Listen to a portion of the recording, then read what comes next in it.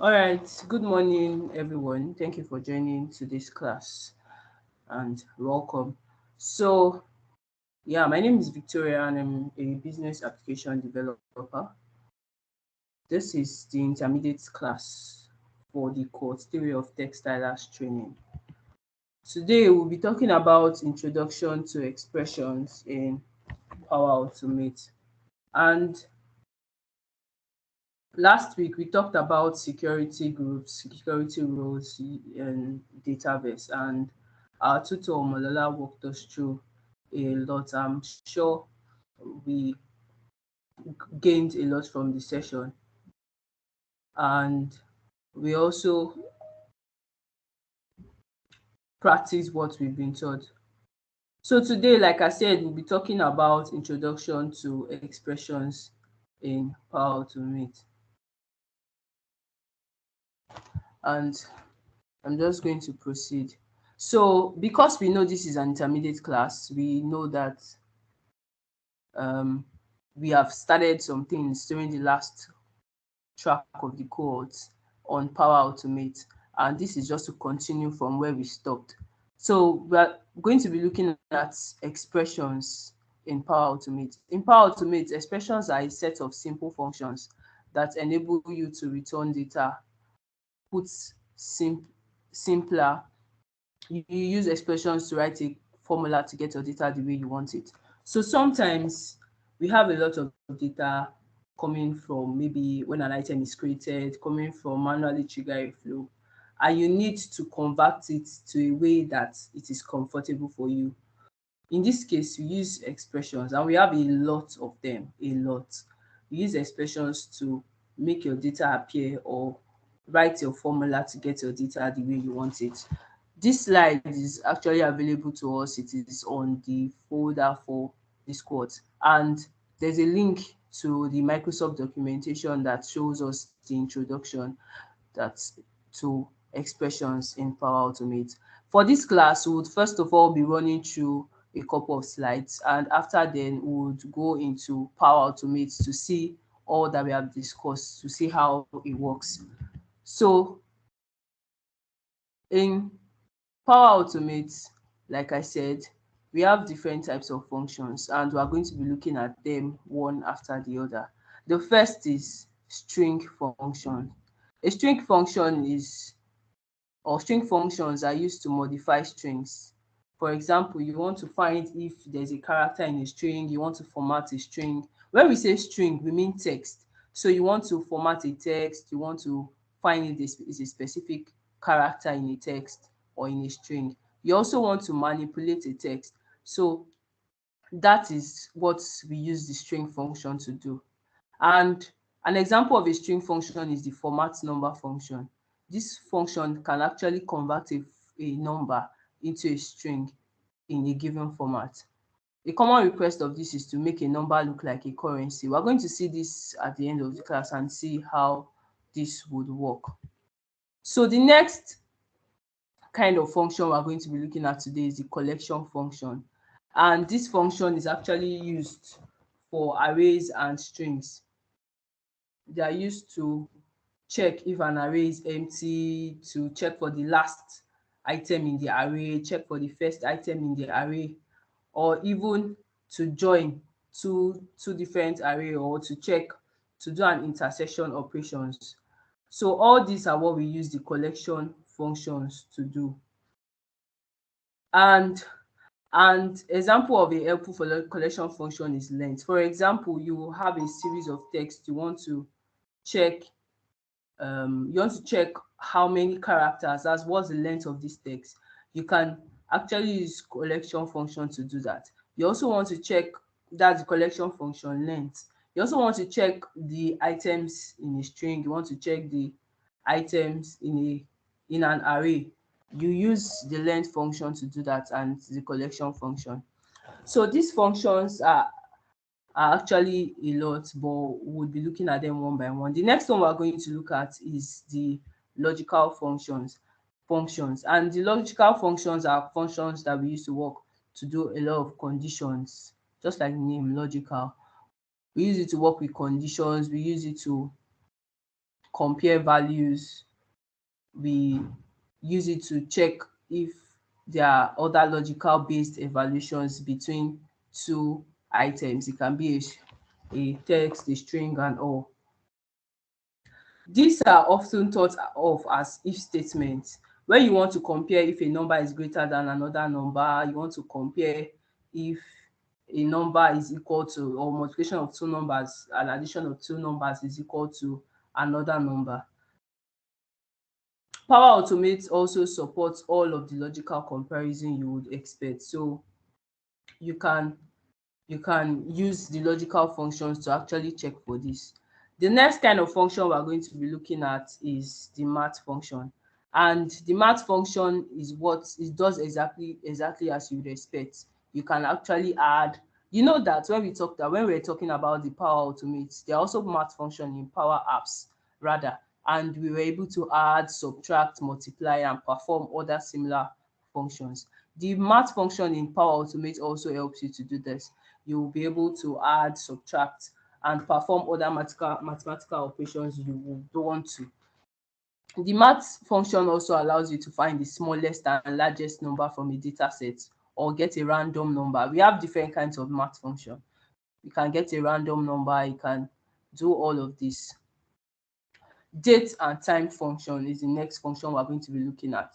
And these functions are used to return the current date and time. So like I said at the beginning of the class, we'll be running through types of function, and that's through the slides. And when we are done with this slide, we would go on hands-on in Power Automate to see how all of this works.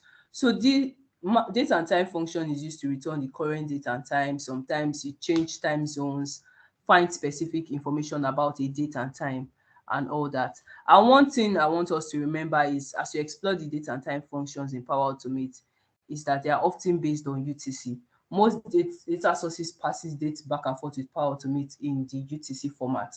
The UTC format carries the day, month, year, time, that's the minute, seconds, and hour. That is how the UTC format is. So the next function we'll be looking at after the date and time function is the referencing function. Like I said, I'm walking us through all this. After the class, we'll see how each of them works. The referencing functions are used to work with output of your actions and triggers. Sometimes you trigger a flow, you want to know who triggered it. Probably the flow is triggered from Power Apps and you want to know who triggered it. You can also use the referencing function to do this. The nice thing is that most times Power Automate to write these functions for you. When you add a dynamic content to your flow, you are using referencing functions without knowing it.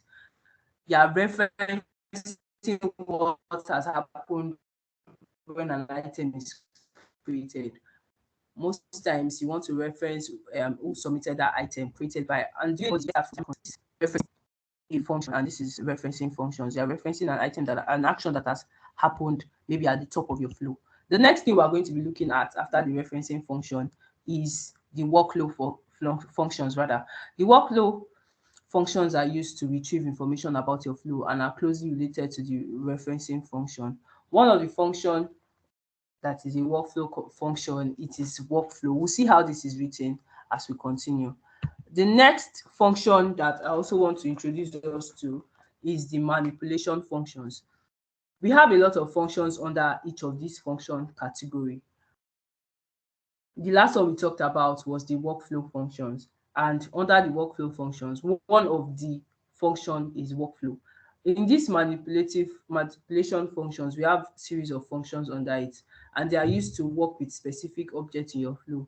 You can do things such as get the first non-blank value, work on the properties, or find expert matches. And one function you may find handy here is the equalis function. These functions will allow you to return the first non-value. That's a value that the first value in maybe a table or in an array that is not null, or that is null. That is not null, that's not empty. So after we've gone through all this, I want to see how this works. I'm just going to go to Power Automate so that would see. And the first thing we would use to test all of this is a instant cloud flow. That is a flow that will test will be manually triggered.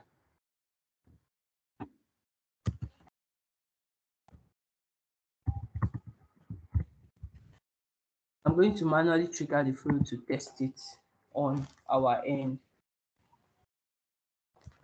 And yes, the first function we spoke about, or let's see how expression works. So let me just close all this. For expressions, most of the time the way we can get, while we're testing, the way we can get the value or the output of an expression is when we use a compose. And this is what a compose looks like. So one beautiful thing about writing expression is the hints we get from expression. So to write an expression, just like how we've done it here, this is where you pick your dynamic content. I'm sure we have been very good. We have been using dynamic content before now, but this is where you would write your expression, just on this tab. And fortunately for us, when you apologies. Fortunately for us, when you start typing, you get hints from Power Automate, and this is actually a very nice feature for us. Sometimes you would be trying to write a function and might not be so sure of how it is written. There is hints from Power Automate. So for example, the first function I want us to test is the function UTC now. This would get the actual time now, that's the time that flow is run. So I'm just going to click, just like we saw, I started typing UTC and we have hints, intelligent suggestions from here. I'll just pick the first one that I need. That's the UTC now. And it adds the opening and closing bracket for me. I'll just click OK and I'll save my flow. What this would do is get the time for me. I'm going to run this flow. Because it is a manually triggered flow, I'm going to click here manually and test it. Run flow.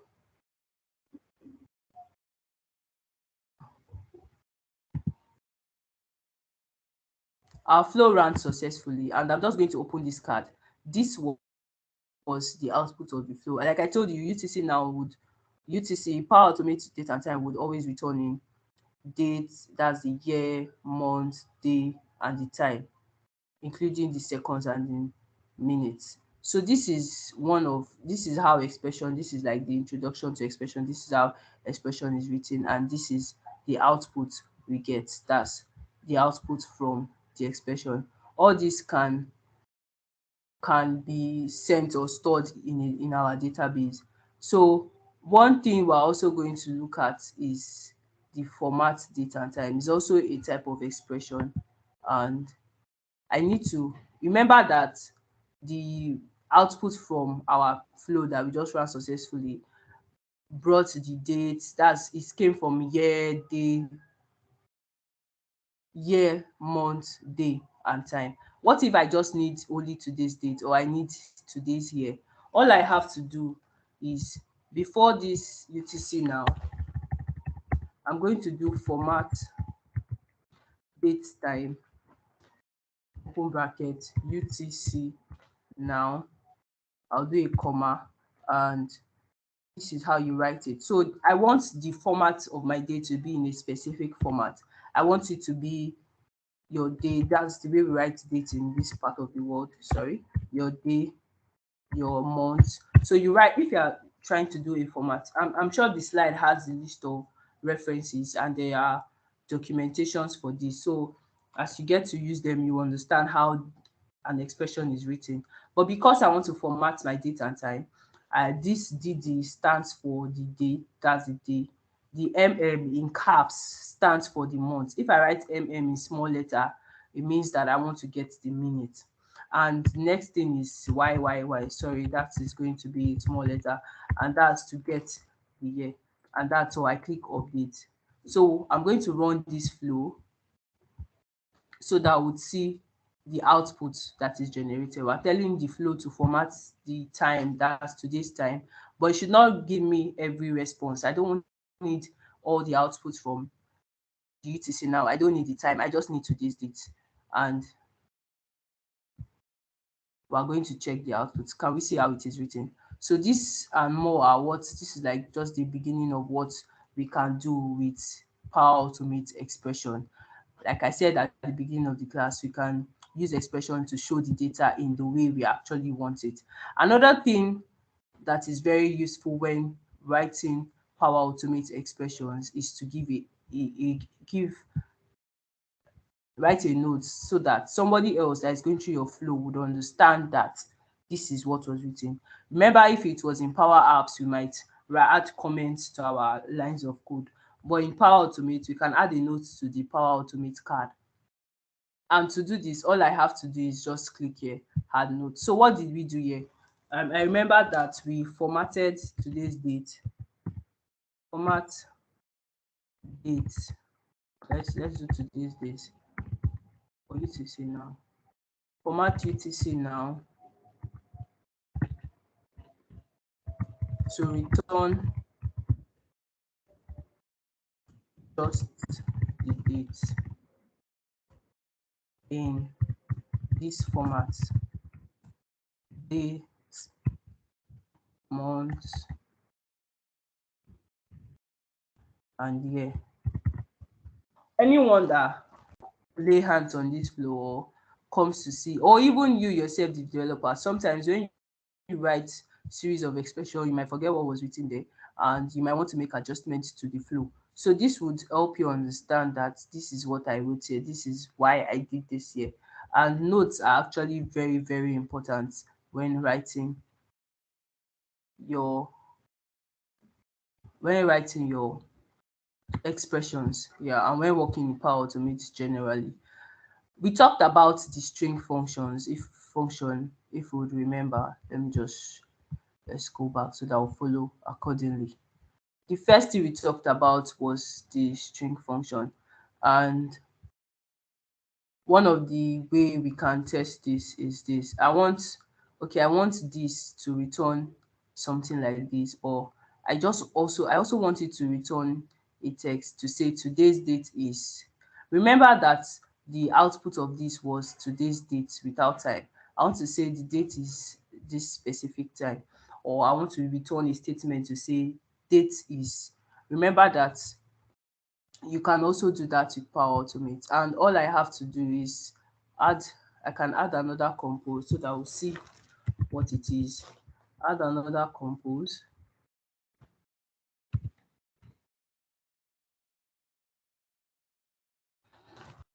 But in this case, I'm going to do a concat. I'm just going to come here, right? Concat, open bracket,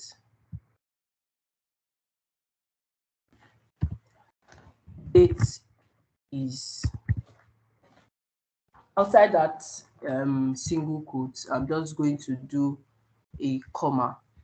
Let me add this space here so that I would see it gently. And the next thing I want is the dates that I've gotten from here. So remember that we said they are referencing functions. This when all these kind of functions actually come hand in hand, they go hand in hand rather. So I want to reference what was generated here, the output from this. I'm just going to come here. Oh, write it again. Concat. So concat is joining two items together, concatenating them together. I'm going to do this, and I can now reference the output that was generated from the first compose. So all I have to do is come to dynamic content. I've seen the output here. I click on output, and that's it. I click OK. So what I have to do now is save my flow, test it, and see what is returned.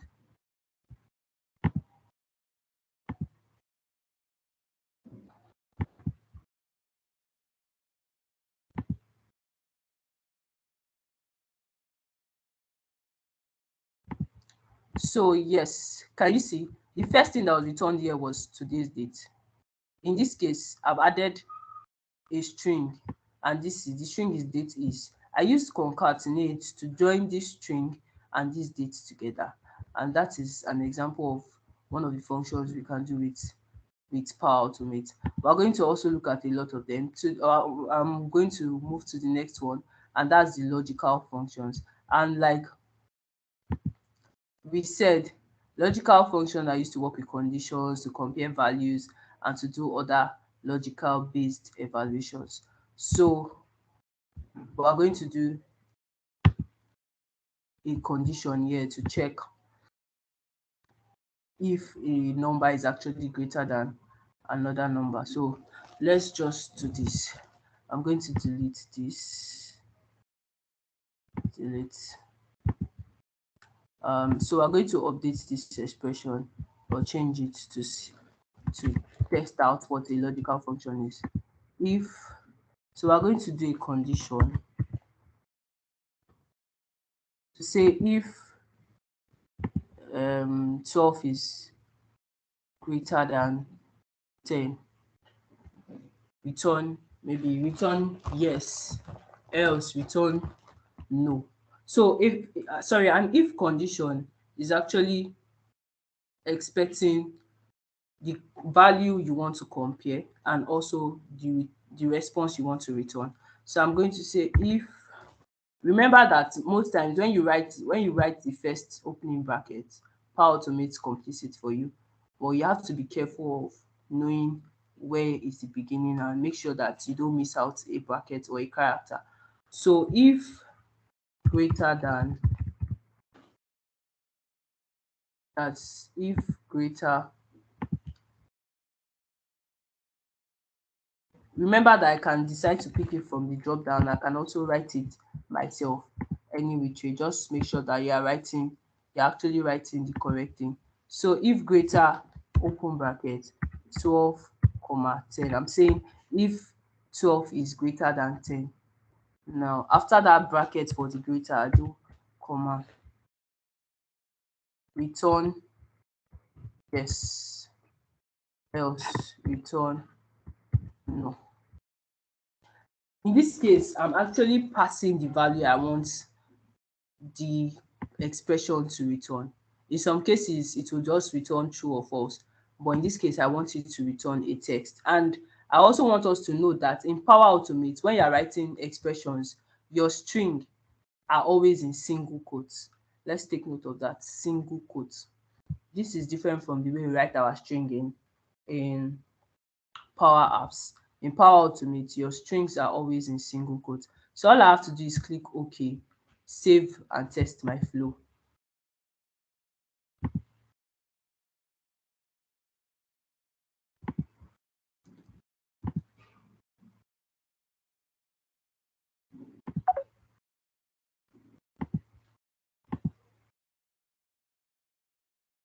So is 12 greater than 10? The answer is yes, and that's why it returned yes. So this if condition, it is falls under the logical function category. The next thing we're going to look at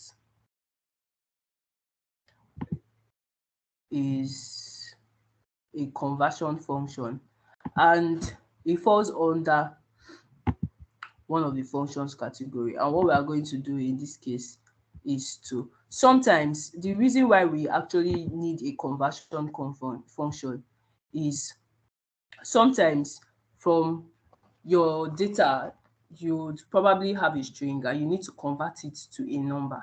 In Power Apps, I remember that yes, if when you want to convert just anyhow string to a number, you have to write value in front of that, sometimes value in front of the data card. So it will be value open bracket data card value.text.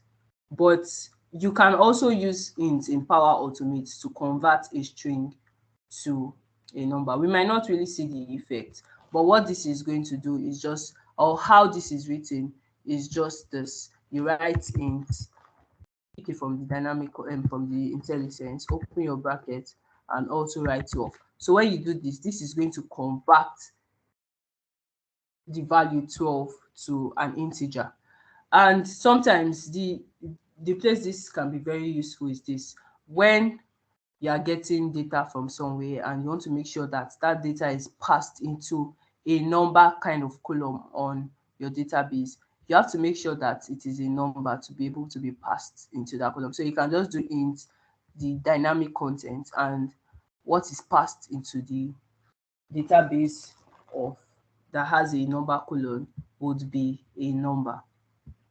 So that's that about converting a text, or yes, a string. So that's for a conversion function. The next function we are going to be looking at is a math function. And math functions do exactly as you would expect. You are allowed to add, subtract, multiply, and perform other similar functions. You can also use the math function to get rather a random number. We're going to be using that random number example so that we'll see how it works. When we get home, or after this class rather, we can decide to try out the addition, subtraction, and multiplication part of it. So all I have to do, I want to get a random number between 1 and 10. So all I have to do is use the function rand, and I'll do 1, 10. I click OK. Let this one out. So I'm going to save and test my flow.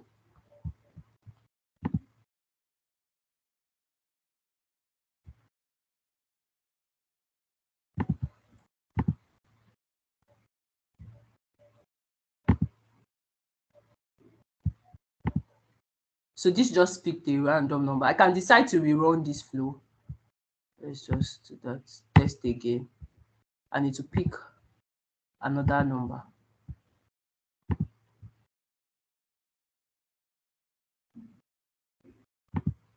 This will just give us random number. Sometimes you want, for example, a very good way to do this is you want to probably play a game, you don't know who to start it first, you want to randomly pick people. You can just decide to put the number of people and return a random number. That person might be the first to start that game. So we can also, okay, I want us to also try the add so that we see how it works. You can add numbers together. So I'm going to take this out, do an expression, add, some to add number 12 and number 13. So you separate it with a comma. Test my flow, save and test.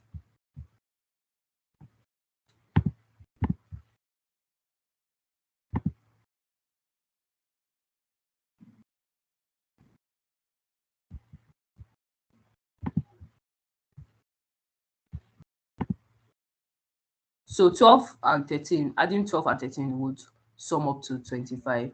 Some of us might be wondering, what if I want to add more than one number? All you have to do is this. You do the add,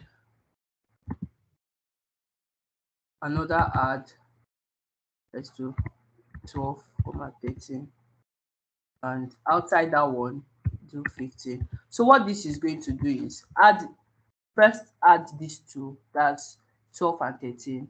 The response, add it to 15, and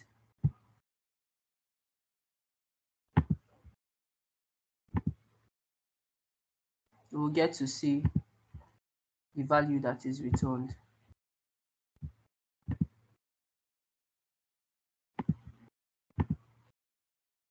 40. And that is how to add number that is more than 2. So we also talked about the date function, and we have looked at it already at the beginning where we use the UTC now to test things. Another thing we are going to look at now is the referencing function. And like we said, the referencing functions are used to work with the output of your actions and triggers. For example, your trigger or an action above at the top of the flow, you need to work with the output, what was generated from it. So I'm going to try this. We can see the list of items that was were generated or that was returned, the output that was returned when our flow was triggered. We can get the username, the user email. So I'm just going to use username and we'll save and test our flow to see what is returned rather.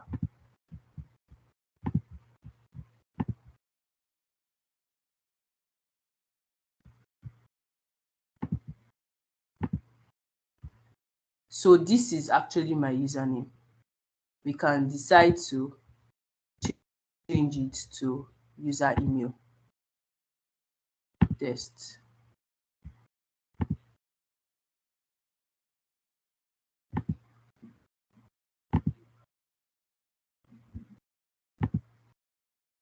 And this is returned in not in the usual way we write emails, of course. It is returned in this because this is like my email ID. So another thing I want us to try would be the workflow functions. Let's look at what the workflow function is. So the workflow function what I just use, sometimes we need to retrieve information about a particular flow, and that is what we use the workflow function to do. I would want us to try that so that we'll see. Let's edit our flow. Yes, this. So in your expression, you can just do workflow, and after that, you do dot run. So sometimes you need to get some information about a flow. I'm just going to do this test, and we might not necessarily know when to use all these functions that has been taught today. But as you continue to work and automate business processes, you remember that this particular function is needed in this particular feature, and that's where you use it. So this is the workflow ID and the run that was generated. One more last thing we're looking at is the manipulation function. And like we said earlier, manipulation functions are used to work with specific objects in your flow. You can do things such as find the first non-blank value. You can also work with some properties. And you can also use the coalesce function. We're going to use the coalesce function today to see how a manipulation function would work. And yes, let's go back to Power Automate. Clear this. So expression, you are going to write a coalesce function. This would return the first null non-null value. That's the first value that is not null. So I'm going to try this coalesce open bracket. I'm going to include a null value, include other values that are not null. Let's do. Remember that I said when you are writing string in Power Automate, you write it in single quotes. So Power Automate, comma, Power Apps. Okay, and we're going to save and test our flow. So I'm expecting it to return the first value in that array that is not null. Let's say in that list of code, that list of text that is not null. So yes, it is Power Automate that was returned. This is just an introduction and an overview of what we can do with the Power Automate expressions. We can do a lot more than this. I would want to ask, are there any question for us? For me rather, do we have any question? Does anyone have any question?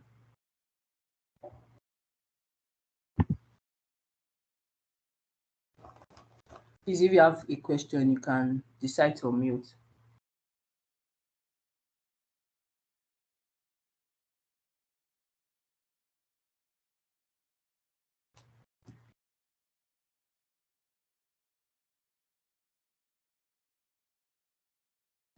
All right. Looks like No one has a question. Or can please confirm that you can hear me first of all. Yes, we can hear you. All right, thank you. So I would suggest and expect us to go over what has been learned. I'm going to drop the link to the Microsoft documentation on the chat window so that we can actually do hands-on, practice what has been learned. And I would also want to say thank you for joining to this class. See you at the next class. Thank you.